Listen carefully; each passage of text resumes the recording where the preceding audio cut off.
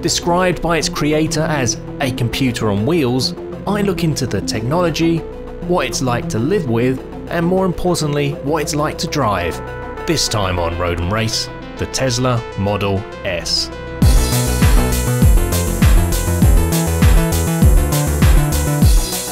This is the Tesla Model S, a fully electric plug-in saloon car that currently comes in 3 varieties: the 75D, the 100D, and the P100D.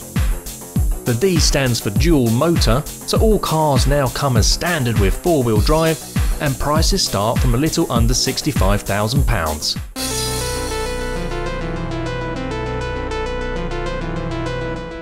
So I've managed to find a fairly challenging B road full of lots of twists and turns. Obviously it's an electric car, so there's an electric engine, and what's special about that is you get maximum torque at any speed.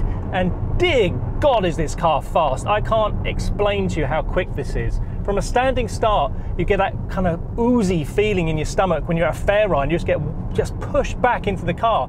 I'm driving the 100D, which sits in the middle of the range and gives a 0 to 60 of 4.1 seconds. It's a heavy car, but there's just so much power, and because this car is all-wheel drive, there's just so much grip. You never feel like this car is out of control. There's a little bit of body roll, admittedly, but you always feel that you've got complete confidence in this car, and it's just so, it's going to sound like a bad thing, dramaless. It just wafts you to 60 miles an hour in an instant. You're just going so fast. It really is quite special. I was really quite blown away when I got in this car. Here, look, wow. You don't get any kind of stepping out from the back of the car. There's no kind of problem with grip or things like that. It just really pulls. Christ. This car is just phenomenally fast. It's like nothing I've ever experienced before. I own an M3 which is supposed to get to 60 in 4 seconds. It's nowhere near as fast as this car. I was initially worried that this could be maybe a little bit of a disconnected drive, but it's not. The car's heavy, but the suspension on motorways is very comfortable, extremely comfortable actually. And here on this B road, it responds perfectly to my inputs. It's, you know, gives you good feedback on what's happening in the car. Being all-wheel drive, there's phenomenal grip, especially in the dry here. And the engine is just so special. The ability just to absolutely drive out of any corner is amazing. Do I miss the sound of the engine? No, I don't. Maybe that makes this car a little bit drama-less, but not really. I mean, once you put your foot down, you can do something like this.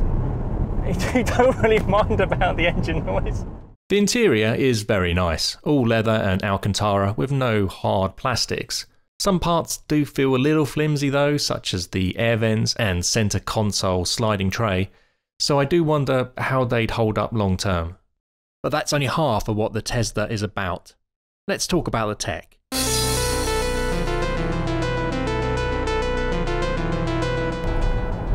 Yes, I agree with Elon. This is a computer with wheels. But I don't mean that in a bad way, I mean in a good way. It's really refreshing that there's a new approach to cars. Practically everything's controlled through this huge touchscreen, and, like a computer, you get over-the-air updates which give new features and improve the existing ones. And the main feature, which keeps improving over time, and the one I think is the essence of this car, is Autopilot. As standard, you get safety features such as emergency braking and collision avoidance, but for me, if you're buying this car, you need the optional enhanced Autopilot. This costs £4,700 and allows the car to mostly self-drive. Look, I'll show you. I'm doing about 55 miles an hour on the inside lane on the M3. I just pulled this stalk twice, and now the car is keeping lane, it's keeping speed. It's braking automatically. I should keep my hands on the wheel because this is just the driving aid, it's not autonomous driving, but you know, there's now very little for me to do. You know, I have to stay aware and make sure if anything goes wrong that I'm still able to take control, but you know, the car's basically driving itself now. This knob here controls how far away you stay from the car in front when you're in autopilot, so you can adjust it all the way down to 1 car length, all the way up to 7 car lengths. This all makes it ridiculously easy to drive long distances. One feature that still needs a little bit of improvement is the automatic change lane function. In theory, you should just have to indicate right and the car will turn right when it's safe to do so. I find that it doesn't always detect that you're on a dual carriageway or here, a 4-lane motorway, and so the feature just doesn't work. But as Tesla like to point out, the system is still on beta, isn't perfect yet, it's always improving, so who knows, weeks, months, this could be perfect. The car can also park itself and can be remote controlled from your smartphone for a short distance with a feature called Summon. Here I am in stop-start traffic, and as you can see the car's just stopping and starting and braking and doing everything by itself. Got my feet on the pedals. Earlier I said mostly self-drive. These are just driving aids. You still need to be in full control of the car, so you still need to keep your hands on the wheel and be aware of what's going on. But full autonomous driving is promised by Tesla. They just need to get it working. It's also dependent on government legislation to actually allow it. Oh, and it's a further £2,800 to unlock that feature. But Tesla have big ideas, and I like that.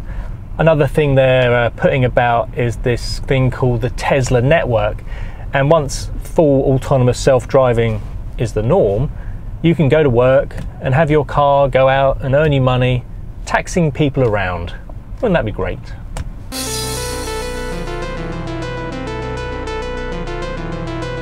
So let's address the main questions people ask when talking about electric cars. What's the range? How do I charge it? Where do I charge it? And how long will the batteries last? Well, the quoted NEDC range for this 100D is 393 miles, but even Tesla say your vehicle range may vary. In reality, it will easily take you 200 miles, and I don't know about you, but after driving that far, I need a break. That's where Tesla are ahead of the game. Today, they are the only company in the UK to have their own fast charging network, which is currently free to Model S owners. At a service station, you have the superchargers, which can fill up your car in about 30 minutes. If you're staying at a hotel or going shopping or eating at a restaurant, many now have free destination chargers, which will charge the car whilst you are parked. You're probably never more than 50 miles from a charger, and the sat-nav will route via a charger, if needed, automatically. But batteries work differently to petrol, so you need to think about things in a different way. For a petrol car, you fill it, it runs out, you fill it up again. But when you've got a battery-powered car, you need to always be charging.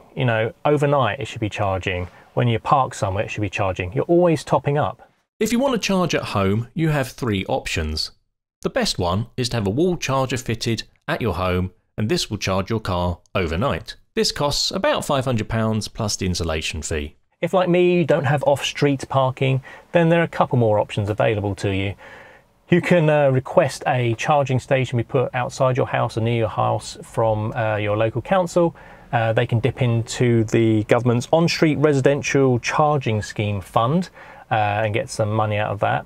Alternatively, you can hope there is a third-party charging solution somewhere near where you live. Lastly, you can charge from a normal home wall socket, but this is the slowest and will only add about 6 miles of range per hour. But what about real-world battery life? As you can see from the graph, people are reporting about a 5% capacity loss after the first 60,000 miles, then a gradual loss after that.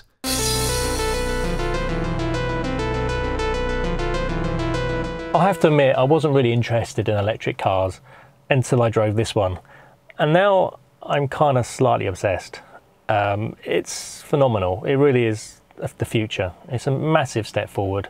The engine is incredible. There's so much power there, and there's so much technology in this car. The driver aids just make motorway driving so much easier. And because it's got the software updates and it's going to be constantly improving, it's just going to get better and better. I'm mightily impressed with the Tesla Model S. If you've enjoyed this video, please consider subscribing and hit the like button. Also, if you want to support the channel and see videos before anyone else, please consider clicking the orange Patreon button to donate. And as always, thanks for watching.